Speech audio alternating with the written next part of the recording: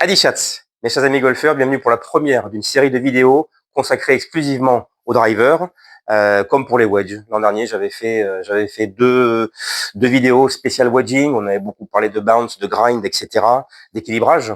Et je me suis dit que pour le driver, quand même, ce serait pas mal de faire une série de vidéos, parce qu'il y a beaucoup de choses à raconter. Une série de vidéos que je vois plutôt comme un guide de réflexion, un modeste guide de réflexion de la part d'un club maker. Ça fait quand même 12 ans que je fais ce métier et que je suis amené semaine après semaine à rencontrer des golfeurs, toujours de gabarit, de taille, de morphologie, d'âge, de niveau très différents.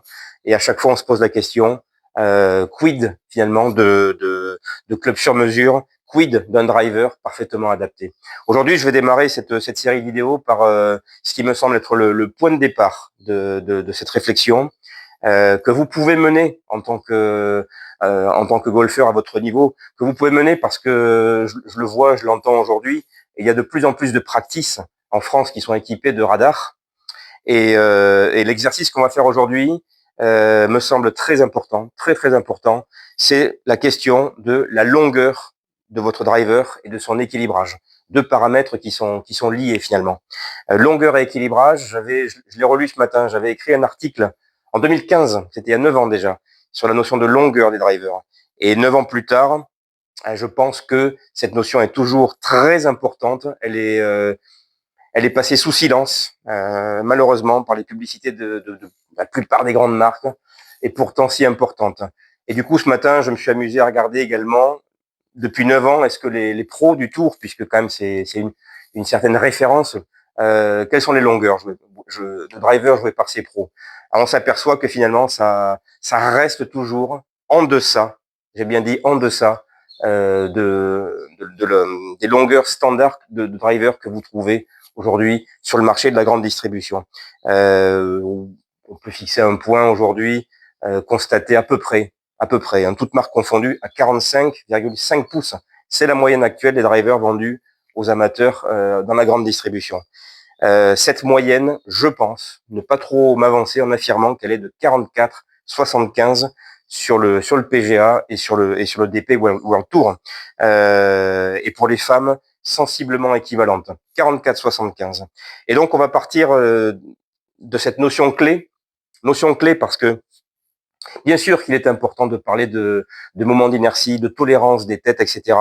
Mais la première variable clé à analyser, c'est la capacité du golfeur, justement, à pouvoir swinger un outil, l'outil qui est le plus long dans votre sac, qui est donc l'outil qui a donc, de façon globale, un moment d'inertie extrêmement grand, de par sa longueur et le poids qu'il y a dans la tête.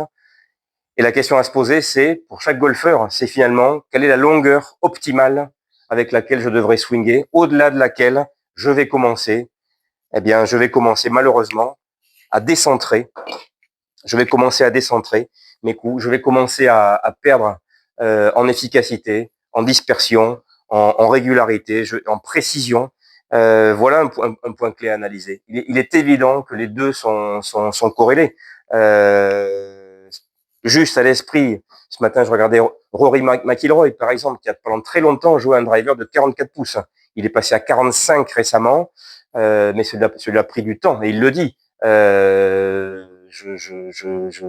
ne veux pas sacrifier de la précision sur ce coup-là. Donc, pour la faire brève, cette notion de longueur est très importante. Ce que moi, je pourrais dire, affirmer finalement, au bout de ces 12 années d'expérience en club making. Et on va aller le voir tout de suite au practice. Je vais vous taper des drives de 43 pouces, 44,75 qui est justement la longueur de mon driver actuel, et celui-ci que je viens de monter qui fait 45,75. Et on va voir si, d'une part, ma vitesse de club, puisque c'est ça finalement que l'on vous vend, entre guillemets, c'est un potentiel de vitesse de club supplémentaire. On va chercher à comprendre si j'augmente beaucoup ma vitesse de club, et de combien, et de vite s'apercevoir s'il y a in fine un grand gain à passer à un driver rallongé. Les quelques rares exemples que j'ai trouvés sur le tour, on pourrait citer Phil Mickelson. Phil Mickelson qui a quand même un driver de 47,5 pouces.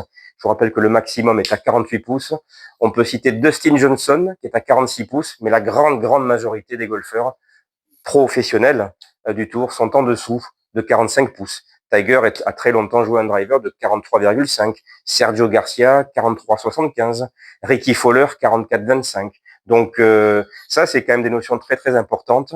Et je pense, je reviens à ce que je disais, aujourd'hui, je pense que beaucoup parmi vous de golfeurs peuvent faire le test.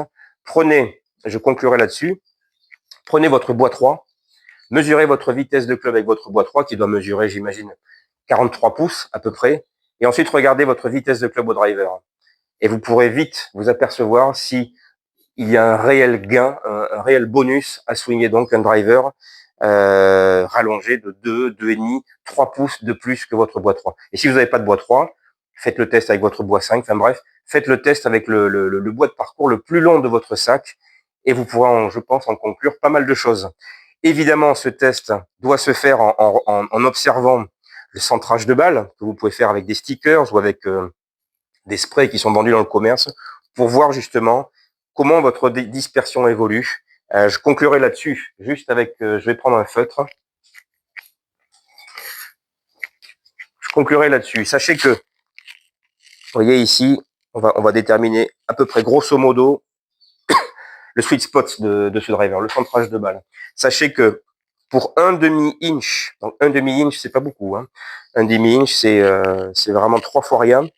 Pour un demi-inch qui va s'écarter de ce sweet spot, vous perdez à peu près 7% d'énergie. Et je pense, sans être mathématicien, que c'est exponentiel ensuite. C'est-à-dire que plus on s'écarte de ce sweet spot et plus on perd d'énergie, à mon avis, pour aller à moins de 30, moins de 40% de restitution de l'énergie lors du moment de l'impact. Et enfin, vraiment, la question clé à se poser, c'est suis-je capable de ramener avec un driver allongé? Là, ici, je vais aller l'essayer, celui-là, 45-75. J'ai jamais essayé. Je vais donc le voir. Ai-je la capacité de ramener la face? Bien sûr, centré sur ma balle, mais aussi ai-je la capacité de le ramener square le plus souvent possible. Donc là, on va vite le voir au practice. Je vous donnerai d'autres images qui me viennent en tête par rapport à tout ce que j'ai pu voir en fitting depuis 12 ans. Mais très clairement, je pense que cette notion de longueur et donc d'équilibrage qui va avec est un point clé, un point de départ que je vous propose d'aller étudier au practice avec moi tout de suite. Ouais, je me souviens d'un cas d'un golfeur intéressant qui m'appelle et qui me dit Arnaud, je comprends pas, j'ai acheté un driver et j'en mets partout, quoi. J'arrive vraiment pas à faire des balles correctes avec. Est-ce que je peux passer vous voir pour un fitting? Et je dis, ben oui, passez à mon atelier, bien sûr. On va regarder. Ouais. Je cherche à comprendre ce qui va pas sur ce driver. Et donc je regarde, comme d'habitude, bon, ben voilà, la tête propre, rien à dire, à signaler au niveau du loft, un shaft d'excellente qualité, un bon grip. Par contre, longueur de 45,5. Bon, à la rigueur, bon, un peu long, mais pourquoi pas. Et surtout, swing weight, on était dans des valeurs, je pense que c'est bon, je me souviens plus, je crois que c'est un club qui avait été acheté sur le Bon Coin. Un club qui avait été très, très clairement trafiqué avec énormément de poids en tête. On était, je sais plus, dans des valeurs E1 ou E2 pour ceux à qui ça parle. Très, très lourd en tête. J'ai regardé, j'ai dit là, faut s'appeler de Chambaud hein, pour swinger un truc comme ça. C'est extrêmement lourd, quoi. Donc avant de s'affoler, avant de penser à acheter un nouveau driver, etc., on va commencer par ça. Ça tombe bien, il a 45,5, donc je vais le raccourcir à 44,5.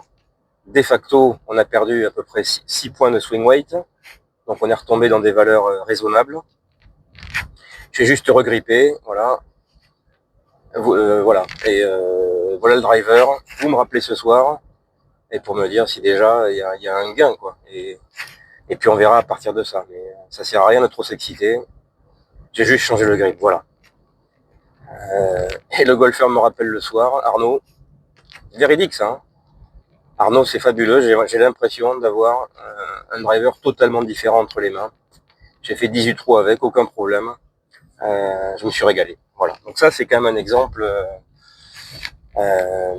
qui illustre bien cette thématique, longueur, équilibrage. Ce sont des paramètres que malheureusement la grande majorité des golfeurs n'ont pas conscience. Surtout les golfeurs débutants depuis récemment. On leur donne des drivers de 45 et plus, on pense que c'est la norme. Non, c'est vraiment pas la norme. Il faut bien comprendre, je conclurai là-dessus, que quand même, pendant très longtemps, les drivers ne dépassaient pas 43 pouces. Jack Nicklaus, Ballesteros, Ben Hogan, George Newson, enfin tous ces gros frappeurs de l'époque, années 60, 70, 80, avaient des drivers de 43 pouces. La raison pour laquelle je pense Tiger, qui est un traditionnaliste, 43,5. Il envoyait quand même des parpaings de 300 mètres avec son driver de 43,5 pouces au Masters d'Augusta, je crois en 98. Sur le fairway, par contre, à chaque fois. 100% des fairways touchés. Donc ça, c'est important de le signaler. En fait, c'est en l'espace de 10 ans, depuis que je fais ce métier, qu'on est passé de 43,5 à 45,5, 46, 46,5 pouces. Donc ça, c'est considérable. Voilà, petit exemple dans la voiture. À tout de suite au practice, j'espère qu'on aura encore un petit peu de lumière. On a changé d'heure récemment. Il va faire nuit de plus en plus tôt.